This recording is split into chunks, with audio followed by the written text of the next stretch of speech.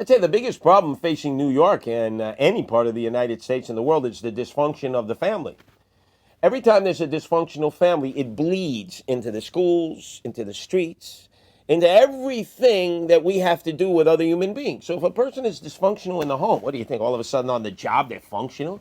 Or all of a sudden they snap to it when they go to school? When all of a sudden they're hanging out in the mall, they're not trying to prey on you like they're trying to prey on even their brothers or sisters or the so-called uncle who serves as a wannabe father from time to time? No, of course, the dysfunction is what paralyzes society.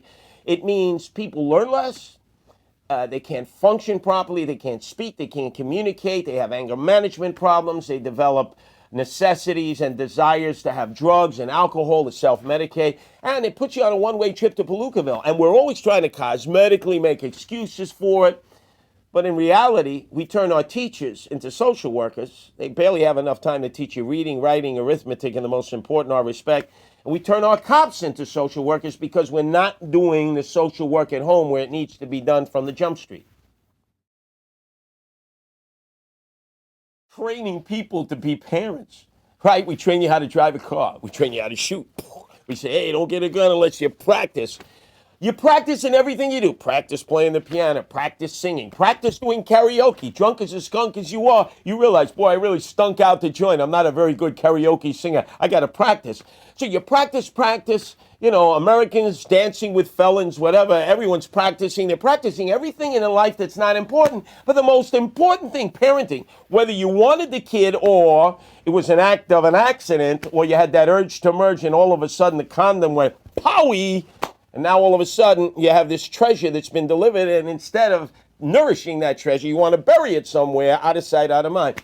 So I think really teaching parenting skills, because when babies are having babies, I mean, it's over. So under the Curtis Lewa Draconian measures, and boy, would I make a good minister of defending virtue against all the vices. You wouldn't be able to get married in my society until you were 30. I'd put you in a gulag. If you dare got married before 30, I think the furniture was upstairs and rearranged in the wrong rooms.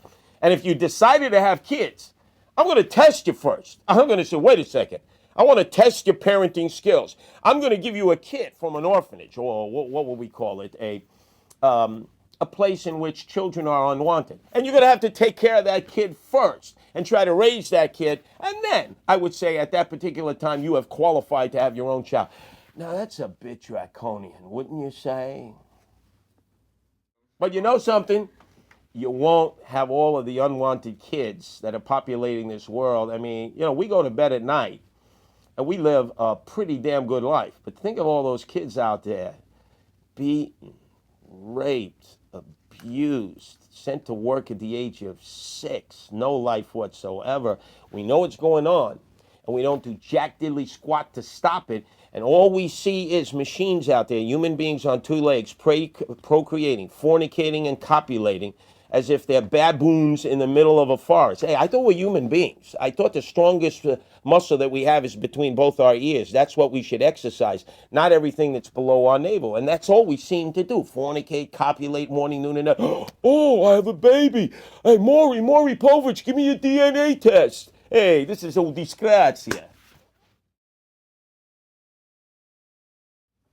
Domestic situations. It always is the mama drama, the daddy baby drama, the mama baby drama.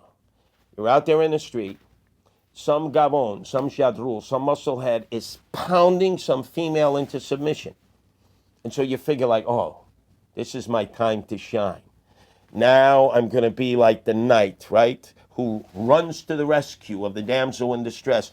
Except the moment you jump on the back of this predator, this violator, and you take him down for the count, and he's forced to submit until the police arrive, then all of a sudden, the victim starts accusing you of violating her rights, his rights. The neighborhood gets all fired up. They come out in support of this violator, and now you got to suck it up. You know, you got to take the verbal abuse, the physical intimidation, and oftentimes the family, the extended family, will attack you as if somehow you have reached in to the epicenter of their family and ripped the heart and soul out of their family. This person who has become a primetime predator is now put up on a pedestal. So those are really the most difficult situations that I have ever faced, and I know that guardian angels around the world have ever faced, because no matter how much good you do, you're still wrong. And when the police arrive, they look at you and they say, involved in, what is that? Mama baby drama, daddy baby drama, mama drama. Okay, how you going to work your way out of this, pal?